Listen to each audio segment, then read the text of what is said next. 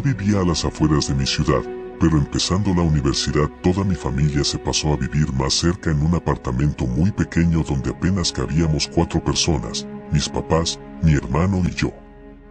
Mi mamá vio un letrero de se arrienda en un edificio viejo que quedaba a una cuadra y fuimos a verlo. El arriendo era un poco más costoso, pero era el doble de grande. No lo pensamos mucho, llamamos y en 2 semanas ya estábamos listos para mudarnos. Sin embargo, los primeros días me sentía algo raro. En esa época estaba muy estresado por exámenes finales de la universidad y proyectos. También algo molesto porque los primeros días estuve sin internet. Sin embargo, después de que se acabó ese semestre tan estresante, la sensación de descanso en las vacaciones nunca llegó. Pasaban los días y el enojo, la tristeza y todas las emociones negativas afloraban constantemente. No me sentía yo mismo, me incomodaba el apartamento. Fue entonces hablando con amigos sobre fantasmas y cosas así que alguien habló de las malas energías.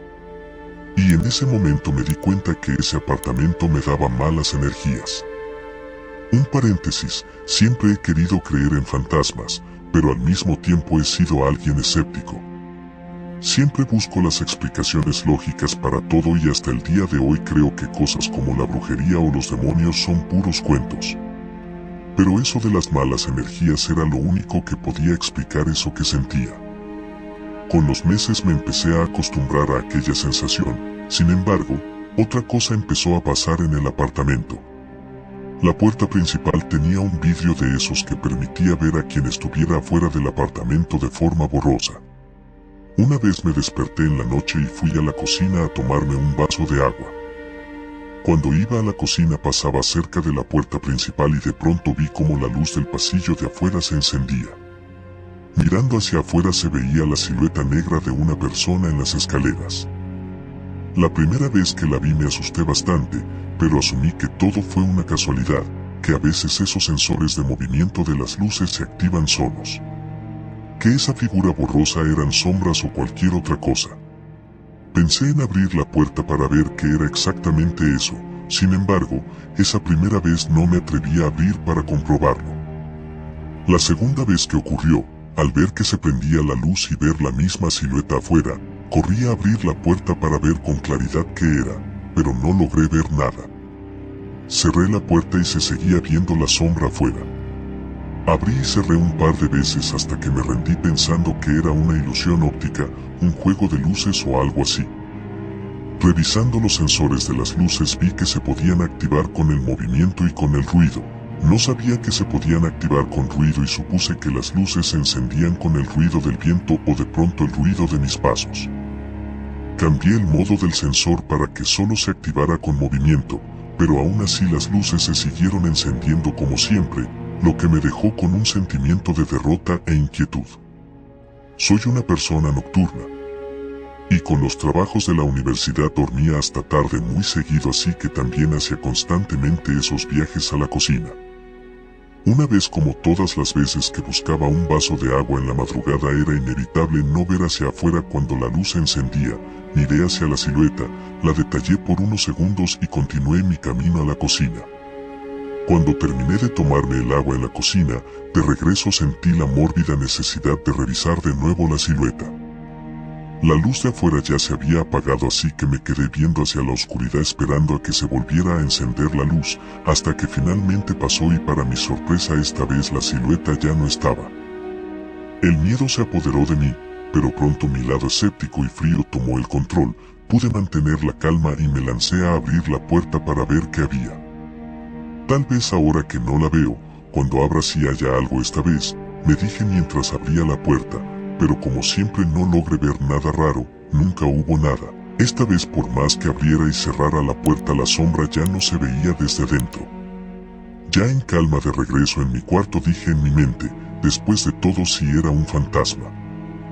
Después de eso, hablando de temas paranormales con mi familia descubrí que mi papá había tenido la misma experiencia que yo y por más escéptico que fuera no me quedó más de otra que admitir que había un fantasma o algo ahí afuera. No quería tenerle miedo, me mentalicé para que esta interacción no fuera terrorífica. Ese ente no parecía como algo que nos quisiera hacer daño y quería verle el lado positivo. Decidí que quería hacerme amigo de esa entidad, y lo primero que hice fue ponerle un nombre. Como el apartamento era viejo y algo descuidado, había un rayón que decía Mario en la puerta de mi cuarto. Así que le puse ese nombre, Mario. Algunas noches al ver la silueta, levantaba la mano en señal de saludo y en mi mente decía hola Mario. Solo para que desapareciera cada vez que regresaba de la cocina. Pronto aquella sombra ya era algo normal para mí en ese apartamento. Tras unos 2 años de ahorrar unos pesos, nos pasamos a vivir al apartamento que estaba justo debajo, pues el arriendo era unos pesos más barato porque estaba mucho más descuidado. Sin embargo, en este apartamento, la luz del pasillo de afuera ya no se encendía en las noches y cuando a veces lo hacían no se veía nada ahí afuera. Poco a poco dejé de sentir las malas energías, pero cuando me quedaba solo en ese nuevo sitio sentía mucha nostalgia. Las noches de alguna manera se sentían más frías, más calladas de alguna manera. Llegué a sentir que me hacía falta ver al fantasma. Siempre me pareció raro el por qué el fantasma nunca se molestó en aparecerse cuando nos pasamos al apartamento de abajo. Parece que los fantasmas respetan algunas reglas y no pueden bajar las escaleras. Con el tiempo fui olvidando lo ocurrido con Mario, pero un par de años después en una clase de la universidad el profesor nos hablaba de evolución, de cómo nuestros instintos funcionaban. Hablaba de la razón por la que nos incomoda tanto el olor a putrefacción y es por instinto de supervivencia, la comida echada a perder nos hace daño y nuestros sentidos nos alertan de ello. Otro mecanismo de defensa ocurría con una sustancia que sueltan los cadáveres. No huele a nada, pero algunos animales son capaces de percibirlo, incluso algunas personas también y al hacerlo entran en un estado de estrés, sienten peligro y se ponen en estado de fuga. Algunos sitios tienen estas sustancias en el ambiente como los cementerios.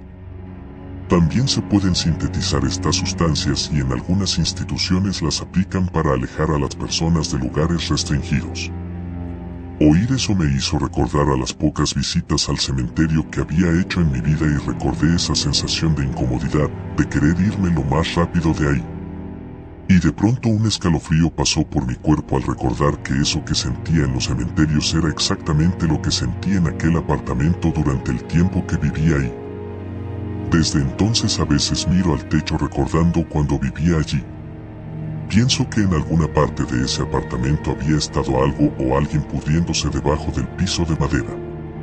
Que el cuerpo que Mario dejó atrás estaba por ahí escondido en algún rincón de mi cuarto. Aunque pasó lo que pasó, sigo sin creer en historias de fantasmas, pero ahora me da más miedo pensar que estos sitios con malas energías más que fantasmas esconden algún cadáver por ahí.